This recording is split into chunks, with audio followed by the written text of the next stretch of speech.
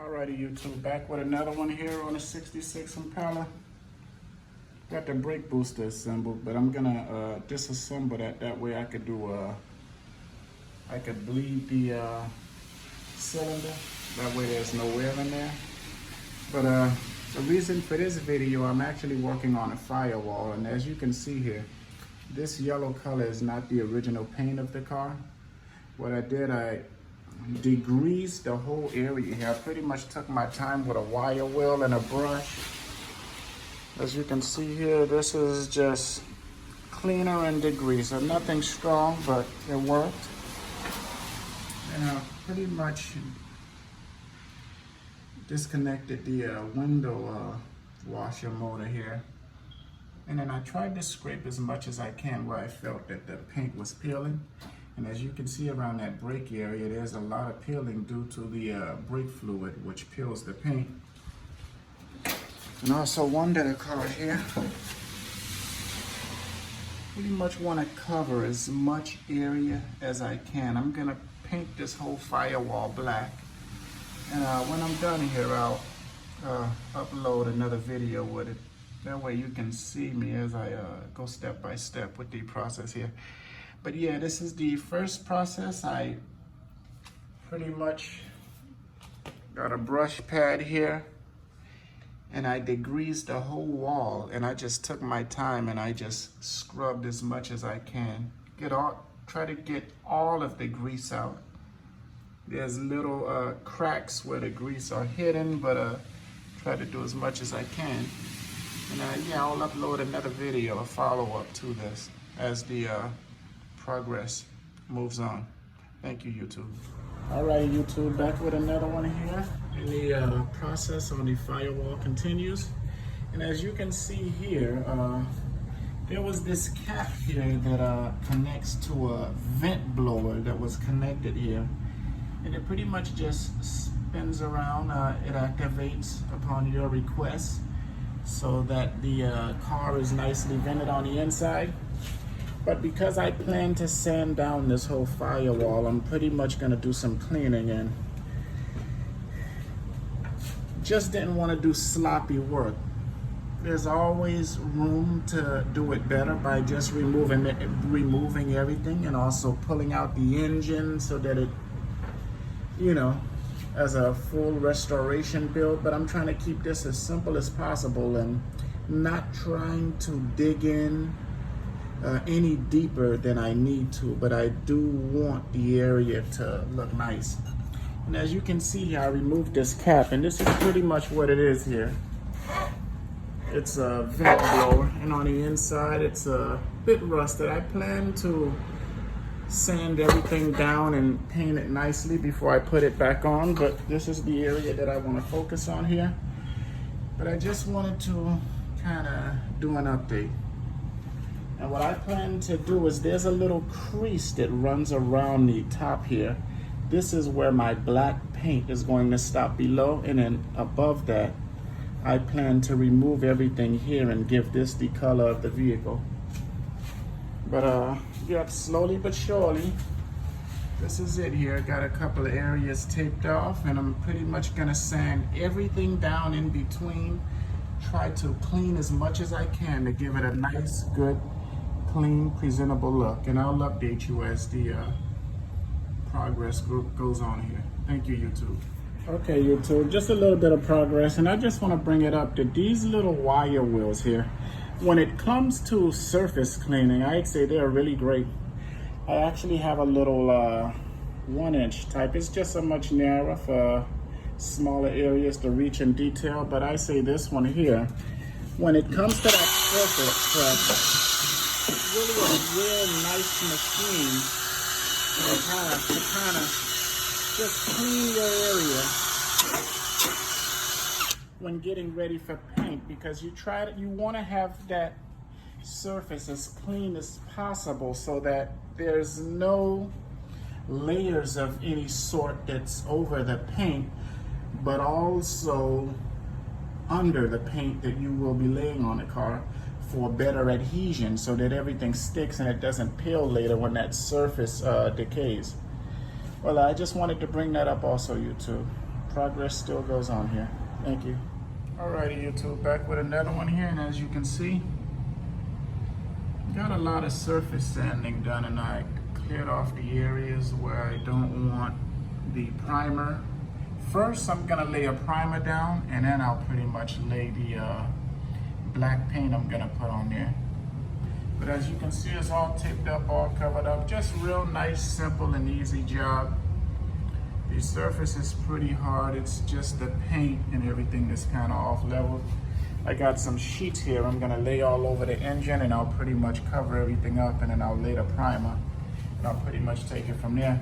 But before I do that, I'm gonna wipe everything down with a degreaser, and then after that, I'll let it dry, and I'll go over it with pretty much a paint thinner that I have here, just to make sure that that surface is nicely dry and there's no grease in there, because I don't want the paint to fall over any grease. So I'll make sure that it's clean, and then I'll take it from there and I'll post another video. Okay, YouTube. Alrighty, YouTube, back with another one here, and I just wanted to update you on a 66 Impala. As you can see here, pretty much laying down some primer now. I pretty much sanded everything down, and I'm trying to get it, well, at least try to cover as much surface area as I can without having to remove the engine or take the car apart like many would do, which is actually what I believe the right way to do it if you're fully restoring a car.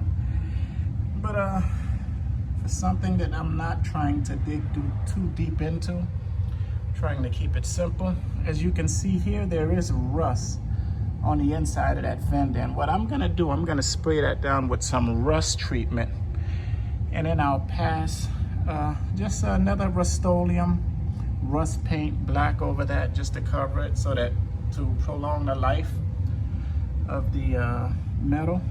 Yeah, but this is pretty much it. Laying down the primer, and then I'll pretty much let it sit for about 20 minutes, and I'll lay down another coat, and then after that I'll pretty much pass the black paint through, give it a nice shiny black look. I'll undress all of the coverings that I have here, and I'll pretty much upload another update. Okay, thank you, YouTube. Alrighty, YouTube, back with another one on the 66 here. And as you can see, I got the Firewall fully primed, and just started some sanding with a Ryobi orbital sander that I have here. It's actually a good tool, and it works real good, but because this is a tight space and I'm doing it with the engine in the car, it's kind of hard for me to reach areas where I would like to access. So what I've done is I just cut 100 grit sandpaper, I believe, and if a sponge, anything will work. You know, you don't have to have a specific tool to make this work. So just to kind of do it so that it's comfortable in my hand, what I did, I just folded a piece of sandpaper here, and I'm pretty much just lightly sanding so that I can have a smooth surface. I don't want to just lay my paint over the primer, because this primer build here, well, it adds an extra layer, and that layer that it adds, it's not a smooth surface. So potentially, if I was to spray paint my base paint over this primer, this surface will not be as smooth as I would like for it to be, because this primer surface is not just smooth. And I'm actually smoothing it out now with the primer sandpaper that I'm doing here. But when I pass my hand along the edges here, there's just so much residue and dry spots from the primer, which has to be sanded down before I could even paint, to get the optimal quality of work here. But this is it. I just wanted to bring that up. This is the primer that I'm using, and it works real good. Very adhesive, stuck to the car, and the paint that I'm using is also a gloss black that I'm gonna paint on there from Rust-Oleum also. And I'll pretty much take it from there. I'll update you with another video, YouTube. Thanks. Okay, now for the next process here, as you can see, pretty much sometimes you gotta do what works for you. And then as I go along the firewall here, pretty much got it smooth, I'd say, to where I wanted. I used the 100 grit. Normally those are the much rougher ones. But at the same time, it all depends on how much pressure you're applying. So I had 100 grit, but I smoothly, nicely, without applying too much pressure, I was able to get this down to a much smoother surface. And as you can see, some of the primer did come off, but that's fine. I did pre-sand before I laid the primer, so that's a smooth surface also. And then, as you can see, a lot of dust buildup here. And before you even paint, before you even clean out that area, I don't have a blower, I don't have a compressor, but I do have a Ryobi lawn blower, which I use. And it's working fine. As you can see here, I'm only using one hand, but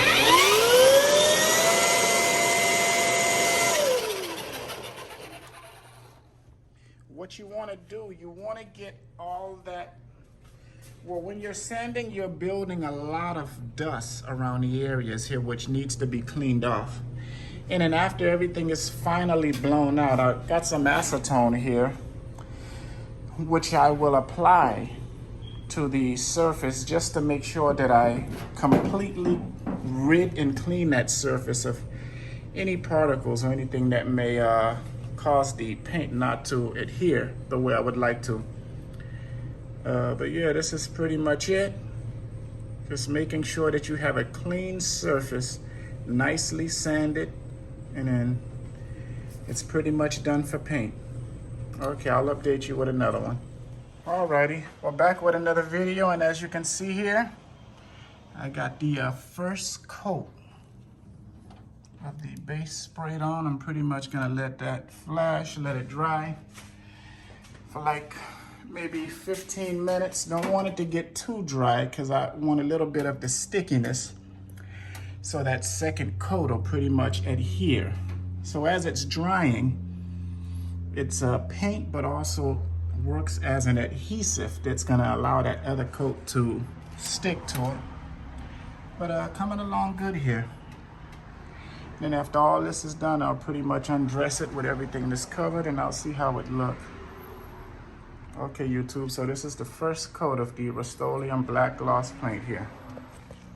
Alrighty, just laid down my second coat here.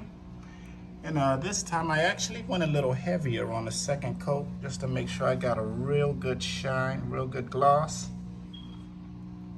Everything is outside of the garage here. I'm doing the work. Hopefully there's no dust flying around, but dust is something that you can't avoid. Even in the smallest of cracks, they find their way in. And as you can see here, laid down real nice. Surface is not like glass-like smooth surface, unless I would have added body fillet and, you know, had to do a lot of sanding to get everything to level right. But I'm pretty much happy with the way it turned out. As you can see here, this is the second coat of the black. And then I'll pretty much undress everything and I'll make another video. Alrighty, back with an update here on the vent for the Firewall on a 66 Impala here. As you can see, pretty much got everything painted. Nice shiny black on there. And this is the cow vent. I did not just want to put that in there without making this look clean, because the surface was just real bad. There was a lot of buildup, a lot of layers of overpaint over the years, and this is the final work. I pretty much sanded it down, gave it a nice primer and a nice black paint here, and I'm gonna attempt to put this back in the Firewall. And as you can see here, I also did the inside. And when I detached it from the firewall. It had a black silicone here. Just didn't have any time to go buy some, but I did have some weather stripping tape. So what I'm gonna do, I'm just gonna line this up along the edges here, and I'll see if that'll actually work, because this is just to keep moisture out. You know, you get the rain, and this is really good weatherproofing, weather stripping here. So I'll give that a try, and then I'll pretty much take it from there. I'll update another video when it's installed into the car. This should take me about 10 minutes here just to get the weather strip on, and then I'll get that back on. So what you want to do, you just want to run your weather strip along that groove there and all the way around, and that's pretty much it. Okay, I'll update you, YouTube. Alrighty, back with and as you can see here, I got the weather stripping laid out on the inside of the vent blower for the Firewall for the 1966 Chevy Impala. As you can see here, the good thing about weather stripping here, that you can kind of curve it with the curvature of how the Firewall is running, rather than to use a silicone paint. And I do actually still plan to use some silicone, but just along the edges here where these screws are. So I'll kind of dab a little circle around each screw, and then I'll pretty much take it from there. But this is the weather stripping for the Firewall here, for the vent blower for the Firewall.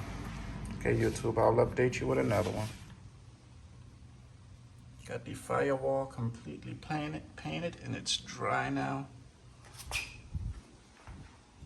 And as we come around, I kind of just did a trace right here. That yellow part that you see, which is the paint, I'm actually gonna paint that the color of the car that I'm painting, because there's a seal line there.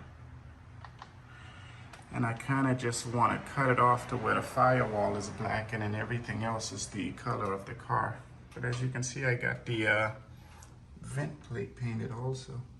Painted that real nice. And this is it. The Firewall is complete, and I'm happy with it. Alrighty, YouTube.